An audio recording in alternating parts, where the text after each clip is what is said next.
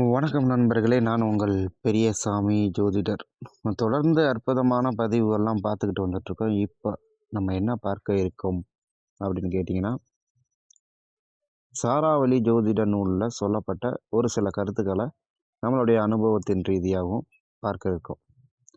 அதாவது, நீங்க மேச ராசியா? அப்ப இது உங்களுக்கான பதிவு தான்.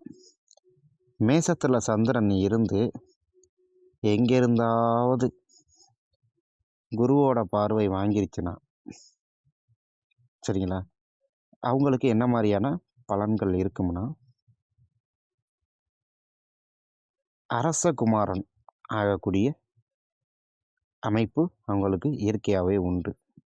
அரசகுமாரன் அப்படின்னா, ஒரு நல்ல இடத்துல, நல்ல குடும்பத்தில் பிறந்து நல்ல இடத்துல வேலை செஞ்சு, அப்படியே ஆசிரியர் பணியோ, இல்லை ஒரு நல்ல ஒரு கவர்மெண்ட் ஜாப்லேயோ இருந்து அப்படியே போகக்கூடிய ஒரு வாய்ப்பு.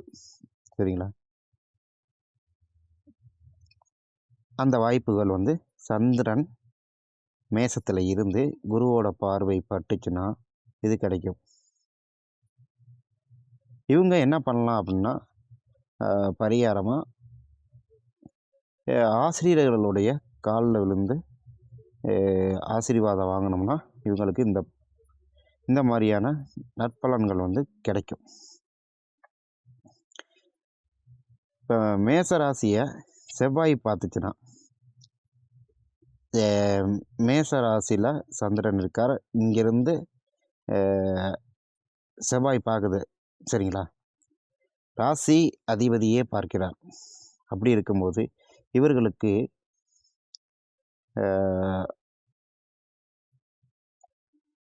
ஆயுதம் ஏந்திய படைகளில் வேலை கிடைக்கிறதுக்கு வாய்ப்பு இருக்குது.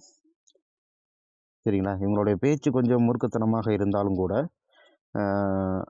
ஆயுதம் ஏந்திய பணிகளில் வேலை செய்கிறதுக்கு வாய்ப்பு இருக்குது.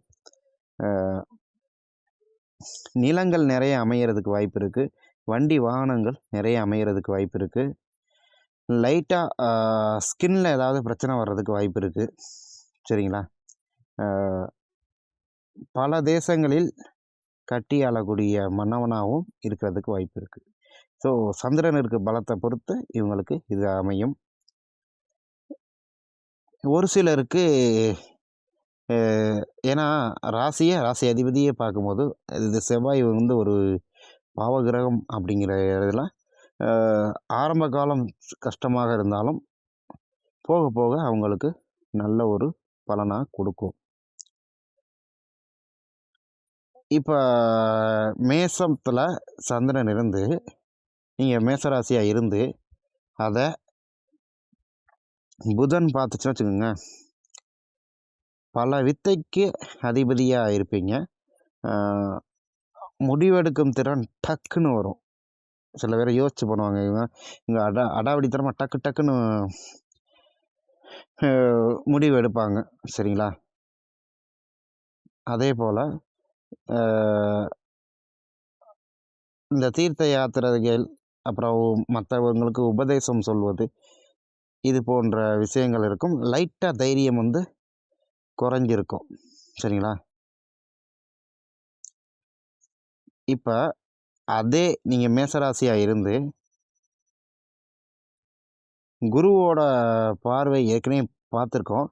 இருந்தாலும் திரும்பவும் சொல்கிறேன், குருவோட பார்வை பார்க்கும்போது தனம் நிறைந்தவராக, அரச மந்திரியாக ஆக வாய்ப்புகள் நிறைய இருக்குது. சரிங்களா? இது அங்கே வந்து லைட்டாக கோடு போட்டு சொல்ல மறந்துட்டேன். ஸோ அதனால் திரும்ப சொல்கிறேன். இப்போ சுக்கிரன் பார்க்குதுன்னு வச்சுக்கோங்களேன், நீங்கள் மேசராசி சுக்கிரன் பார்க்குது, நல்லா பளிச்சுன்னு வெள்ளையாக இருப்பீங்க, அழகான தோற்றம் இருக்கும், எல்லாருக்கூடையும் சிரித்த பேச்சு இருக்கும். ஒரு சில நேரத்தில் கடுமையாக பேசுகிறதுக்கும் வாய்ப்பு இருக்குது. இருந்தாலும் முகப்பொழிவு நல்லா இருக்கும், வாகன வசதிகள் நல்லா இருக்கும். இவங்களுக்கு வந்து ட்ரபுளே ஆகாது சம்பாத்தியம். சரிங்களா? அதாவது சில பேருக்கெல்லாம் அப் அண்ட் டவுன் ஆகும். இவங்களுக்கு வந்து அந்த டவுன் ஆகாமல் ஒரு லெவலாக போகிறதுக்கு அமைப்பு வந்து சூப்பராக இருக்குது. இப்போ சனி பார்க்குதுன்னு வச்சுக்கோங்களேன், மேச ராசியை நீங்கள் வந்து இந்த சனி பார்க்குதுன்னு வச்சுக்கோங்க, பிடிவாதத்தனம் ரொம்ப அதிகமாக இருக்கும். இதுவே வந்துட்டு என்ன சொல்கிறாங்க அப்படின்னா, இது புலிபாணி ஜோதிடத்தில் மகரத்துலேருந்து கடகம் வரையும் இதில் லக்னமாக விழுந்து அவங்களுக்கு சந்திரன் அங்கேருந்து 7ஆம் வீட்டில் கேந்திரங்களில் சனியிருந்து பார்வை கொடுத்துச்சுன்னா அவங்களுக்கு நல்ல ஒரு யோகம் பயங்கர பலசாலியாக இருப்பாங்க அப்படின்னு புலிப்பாண்டி சொல்லியிருக்கார். இங்கே வந்துட்டு சனியோட பார்வை பெறும்போது விசேஷ பார்வை பெற்றுச்சுன்னா இன்னும் கொஞ்சம் நல்லாவும் இருக்கும். இருந்தாலும் சரியான பிடிவாதத்தனம் இருக்கும். அதே போல் சிவன் கோயில் கட்டுவதற்குண்டான வாய்ப்புகளும் இருக்குது. அப்படின்னா சிவபக்தராக இருப்பார்கள். இது போன்ற விஷயங்கள் அவங்களுடைய வாழ்க்கையில் இருக்கும். சில பேர்த்துக்கு வந்துட்டு பொய் சொல்கிறதுக்கு உண்டான வாய்ப்புகள் இருக்குது. சரிங்களா? சனியோட பார்வை லைட்டாக பொய் சொல்கிறதுக்கு வாய்ப்பு உண்டு இருக்குது. இருந்தாலும் மேசத்தில் சந்திரன் வந்து இங்கேருந்து சனி பார்க்கும்போது அது யோகராவோ இல்லை 5ஆம் அதிபதி 9ஆம் அதிபதி யோகா ஆகிட்டார்னா உங்களுக்கு நிறைய நற்பலன்களை சூப்பராக கொடுப்பார். சரிங்களா? ஓகே, நன்றி நேயர்களே. அடுத்த ஒரு அற்புதமான தலைப்பாக பார்க்கலாம். இங்கே ராகு கேதுகளை பற்றி பெருசாக சொல்லலை, அதனால் ராகு கேதுகளை நான் இங்கே மென்ஷன் பண்ணாமல் விட்ருக்கேன். ஸோ அடுத்து வரும் வீடியோக்களில் ராகு கேதுகளை பற்றி கொஞ்சம் 12 ராசிகளுக்குமே ராகு கேதுகளின் பார்வையை நான் கொஞ்சம் எக்ஸ்ட்ராவே பல நூல்கள்லேருந்து எடுத்து நான் உங்களுக்கு சொல்கிறேன். நன்றி நேயர்களே.